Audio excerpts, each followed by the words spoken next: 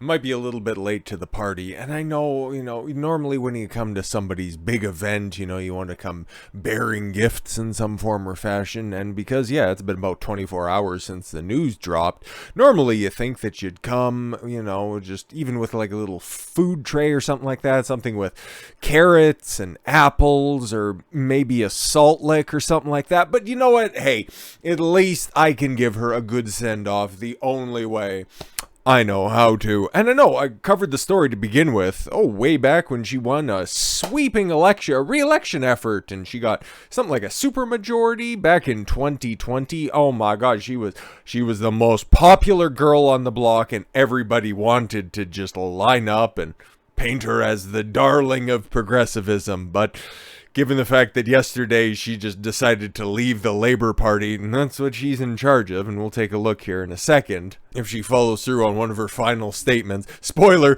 she absolutely doesn't, but what exactly did she say? Well, I'd say let the door hit you in the ass on the way out, but she doesn't have an ass to hit. She just is one. Hope I leave New Zealanders with a belief that you can be kind but strong, empathetic but decisive, optimistic but focused. Fuck off. That you can be your own kind of leader, implying that nobody else was like you beforehand. I completely agree with that statement. Nobody has ever had the audacity to consider themselves to be a democratically elected leader and then still at the same time treat their populace with such utter contempt. Nobody has quite done that as successfully without being foisted from power, without having the opportunity to gracefully step down behind a fucking thrift store background. What are you doing? One who knows when it's time to go.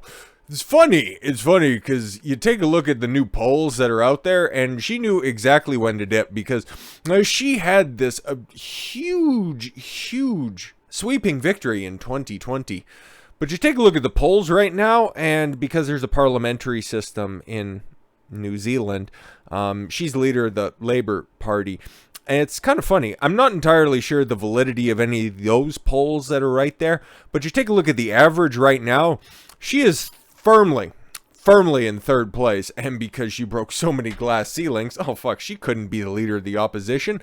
Nope, she just decided to torch all of the goodwill of the party, leave it fucking smoldering, and then just be deuces on the way out the door. So, why is she leaving? Well, because Can we have a conversation about this, okay? Because this is going to get a little bit uncomfortable in here, but I think it's about time that we have this talk, okay? Because you see Liz Truss, okay? Liz Truss took over after Boris Johnson stepped down after his improprieties, okay? Liz Truss came in for 42 days and then, fucked up royally and then just deuced. And then, Rishi Sunak, who really hasn't done that much better, but at least, hey man, he's keeping it 10 toes down and continuing to do dumb shit. But yes, New Zealand Prime Minister Jacinda Ardern says she will resign as she cites burnout. How many other prime ministers, after not even 2 full terms, and she also had to be away for a considerable amount of time when she gave birth in office, leaving the citizenry of New Zealand without their duly elected prime minister for months on time. I remember all the stories when she was first elected, and especially how stunningly and bravely she was at the time when she was pregnant. And it's like, oh my God, women really can have it all. Cites burnout for leaving. What other, outside of like Mussolini or the Shah of Iran, can actually cite burnout for reason that they're leaving office? Dude, she was getting flued out everywhere, okay? Burnout. Very interesting. It's almost like in these high pressure situations, okay, and I understand, okay, that you do have other successful women in leadership throughout the world, okay? You can point to, what's her nuts there? Well, Ursula von der Leyen, who's in control of the European Union, which has background power in the grand scheme of things. And then what's that goofy little chocolate maker down there in Germany there for a hot second until she lost and then just completely faded away. Fucking forgetting her name, okay? Angela Merkel. Christ, I forgot her name. You got Sanna Marin, who's a little bit younger, a little bit more attractive than Ardern, okay, out there partying about as hardy as you totally can. But you have lonely old Jacinda down there in Oceania, cooking out to all the globalist policies she can get her grubby little talons on. But then all of a sudden, she just can't handle it. It's funny because I think most of the COOF restrictions that she lorded over her population for multiple years. Remember, she was so good at defeating COVID, she continued to do it 3 or 4 different times. Interesting. And she was lauded. It's like, oh, we take a look at the different, yes, all of the numbers that are coming out. Women really do it better. And then now on a long enough time frame, and it's like, oh, actually the places that locked down the hardest didn't do it better. Okay. And if you're citing a fucking country that you could fit on the front of a postage stamp as the replicatable society that everybody else should follow, there's more fucking sheep than actual people, okay? Yes, if everybody could just stow away for a few months' time and go fucking party in the Shire, I think we'd all be fine. But guess what? The world doesn't fucking work that way. But she was trying to make it seem that. But now, because she doesn't have this authoritarian power to lord over everybody else, because the COOF, like it or not, pretty much done with all that shit, okay? Some places are trying to go back to masks. Some places are trying to force jabs into arms still. But long and short of it is, nobody's really wanting to do that. You're always going to have those fucking weirdos that are out there, but it's just going to be too goddamn hard, and she's feeling just a little burnt out in order to try to reinforce and try to grasp back some of her power, so she's just going to go deuces, and now it's somebody else's problem. Former Prime Minister Jacinda Ardern announced Thursday that she will step down, saying that she no longer has enough in the tank after the premiership, defined by her response to a series of crises. Yeah, and she did it so well. We'll go through a timeline of all of her accomplishments and see how good she was. She's a progressive icon. She's about the worst leader in the world. KG actually gets stuff done, but he can also grow an economy. He's a dirty commie at the end of the day, but at least he's open about it. Jacinda, on the other hand, she has all of those proclivities as well. She just lashes out on the population and mocks them to their face. So I think one's a little bit worse than the other. Ardern, 42, I thought she was older, has become a global progressive icon since her election in 2017. And like every other good progressive icon, when the going gets tough, she folds like a cheap suit. One praise was elected in 2017, and one praise for her handling of the nation's worst mass shooting. Yeah, by banning guns and trying to scrub the internet. It's like you picked one of the first things that you did was pick a fight with the internet. Boy, you're smart. Elect women, that's what you get. And the beginning of the pandemic. Oh right, yeah, when you defeated COVID, and then oh man, there was one case. Better lock up the entire country. On 3 separate occasions, doing really good stuff right there. But her approval ratings has plummeted at home. Yeah, when everybody's like, wow, the rest of the world is actually fine. And you forcing us to experiment on ourselves. Don't need to draw any conclusions to that. But wow, you pulled out all of these draconian methods and we aren't any further ahead. In fact, our children and future generations are going to be stunted because of your totalitarian practices. Yeah, you can go fuck off. And then she's like, well, nah, I'm just burnt out right now. No, you just didn't want that to become your fate. Oh, but yes, her approval ratings plummeted at home, jeopardizing her re-election prospects. Yeah, you can't go from a sweeping victory in 2020 to a crushing defeat, okay? And intensifying the vitriolic abuse she has experienced throughout her time in office. You're an elected official. It comes with the territory. Fucking sack up or get the fuck out. And guess what? Hey, man, when she's not being lauded, she can't take criticism. You know, the location's changed. The hardware might be different, but the software is exactly the same. It's such a privileged role comes responsibility. The responsibility. Oh, you haven't been held to task for any of your crimes against humanity. Fucking don't even talk about responsibility. To know when you are the right person to lead and when you are not, fair weather leader. That's always what you need, right? We're her governing a center-left Labour. Center-left? Interesting. Is holding a caucus retreat.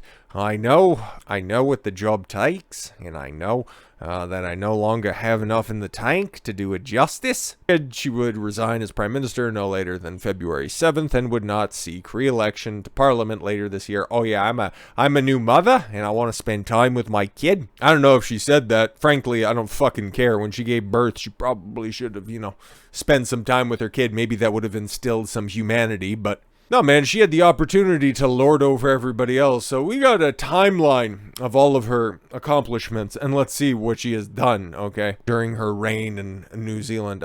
Marching at Pride, one of her first accomplishment in February of 2018. Ardern became the first. Oh my God, you're going to see a lot of firsts here. Some stunning and brave firsts. First New Zealand Prime Minister to march in a Pride parade. Oh my God, you're so great. We're so glad that we voted for you, you fucking Kiwis. Wearing a Maori cloak to Buckingham Palace. Oh, great. Cultural appropriation. You'll love to see it. Becoming a mother. Oh, isn't that cute? Ardern gave birth to daughter Nev in June of 2018. No shade against the kid. That kid's going to be a fucked up situation to begin with. You take a look at her weak-chinned father. It's not exactly in the cards that this kid's going to have, a sturdy upbringing. Took 6 weeks maternity leave before returning to work. So you're telling me after the 6 weeks of maternity leave, okay, all of the different pregnancy concerns leading up to giving birth? Oh, okay, cool. You had enough in the tank back then. It's like, oh, kids are gross. Okay, just get that one out of my box and we can just go back to lording over the country. In September of that year, still breastfeeding. Why? Okay, she took Nev to the United Nations General Assembly. I've seen a picture. It's funny. It's funny that they mentioned that, okay? And you can find this. It was circulating for a minute. She gave a speech recently, I think right at the end of November, something like that. She gave a speech at the UN General Assembly. There was like 6 people in the crowd. Her time had come. I think that's probably about the time when she made her decision. I'm just thinking, man. But I remember seeing that, and yeah, that just, it sparked something in my memory. Yes, she took her kid there, and everybody was like, can we sacrifice it? And she's like, no, this one's mine. They're like, ah, shucks. Nev even had her own UN security pass to enter the chamber. Oh my God, yes, it stole a bunch of documents and stuffed it in your kid's diaper. Yes, the Christchurch attacks, which she responded in one of the most authoritarian power grabs you're ever likely to see. Yes, March 2019, an Australian-born white supremacist walked into 2 mosques in the southern town of Christchurch, and live streamed everything, and then read out donations. It was kind of fucking weird. Okay, Ardern won widespread praise. Oh, really? For her empathy and compassion. Yes, by taking away law-abiding citizens' guns and just banning them across the entire country because, oh, you don't need them anymore. It's fine. There was one crazy motherfucker who shot up a couple of mosques, and if you don't turn them over, you're a white supremacist, and we'll throw you in jail. And if you have any copies of the shooting, we're going to throw you in jail, and we're going to try to shut down the Kiwi farms. She wore a hijab. She was basically just ripping off Justin Trudeau's shtick, okay? Well, I guess it wasn't the first time. So, yeah, she's got 2 of them. I don't know if she ever went to a mosque or anything like that. I don't really think that they were like, listen, this is our problem. You get the fuck out, otherwise we're getting the rocks. A Wakari White Island eruption. Oh, and a volcanic eruption happened. Women most affected. And then the coup. Oh, that's it. Oh, we just jump ahead. Oh, okay, cool. Ardern won plaudits at home. Oh, yeah. Her government imposed a lockdown, border closures that didn't lift until at the end of 2022. But then she never enforced border controls, okay? She never because that was making the rounds right at the end of the year. I think it was, yes. Because China's trying to make, the coup come back again. It's not going to happen. Shut your fucking mouth, okay? Nobody cares about the newest variant that's out there, okay? If you're traveling from China to different places, Canada, the UK, the United States, we're all making Chinese travelers show their papers. Which is funny, it's not racist when they do it, okay? Only when Trump does it, then he's a xenophobic bigot who just, hates Asian people. But, hey man, Jacinda Ardern was letting the doors fly wide open, which is kind of in stark contrast of some of her more colorful statements that she's made over the years. So for them to just gloss over her absolute authoritarian practices by saying she imposed the lockdown like the rest of the countries, right? It wasn't that bad. Ardern even postponed her wedding as Omicron hit the country a year ago. So she's already she is the perfect modern woman. No wonder she's hailed as a progressive icon. Pays lip service to a bunch of minority groups. Loves herself some globalism, and preaches all about climate change, but then still never misses an opportunity to wheel out the old private jet to get flued out. Gets knocked up, gives birth, and then still waiting to get married to her longtime partner. Fucking yuck. Telling you what, there's some sturdy girls that are out there, okay? Carrie Lake is somebody that I've covered on the channel that I definitely think is an exception to the rule when it comes to women in politics. But Jacinda Ardern, she was never built for this, okay? She just wanted to flex her fucking power. Jacinda Ardern resigns. Goodbye to her Orwellian rhetoric.